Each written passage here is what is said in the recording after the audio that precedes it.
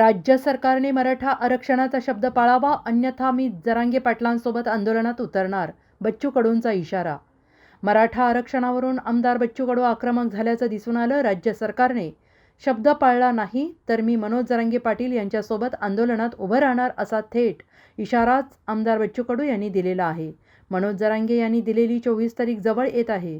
17 तारखेला जरांगे नवीन आंदोलनाची घोषणा करणार आहेत, असंही ते म्हणाले. सरकारने मनोज जरांगे यांना आत्तापर्यंत शिंदे समितीने काय काय काम केलं याचा अहवाल द्यावा, अशी मागणी बच्चू कडू यांनी केली आहे. अंतरवाली सराटीमध्ये लाठीचार्जच्या वेळी मराठा आंदोलकांवर गुन्हे दाखल करण्यात आले होते. ते गुन्हे सरकारने मागे घ्यावेत, अशी मागणी करत आमदार बच्चू कडू म्हणाले, मी जरांगे यांना शब्द दिला आहे. मी शब्दांचा पक्का आहे, नाहीतर मी जरांगे यांच्या आंदोलनात सहभागी होऊन. आमदार बच्चू कडू यांनी मनोज जरांगे यांच्या आंदोलनाच्या वेळी राज्य सरकार आणि जरांगे यांच्यात मध्यस्थी करून जरांगे यांचं आंदोलन थांबवलेलं होतं. त्यानंतर जरांगे यांनी मराठा आरक्षणासाठी राज्य सरकारला 24 डिसेंबरची मुदत दिली होती. मराठ्यांना सरसकट कुणबी सर्टिफिकेट द्यावं, अशी मागणी जरांगे यांनी केलेली आहे. त्या मागणीला आमदार बच्चू कडूंनीही पाठिंबा दिलेला आहे.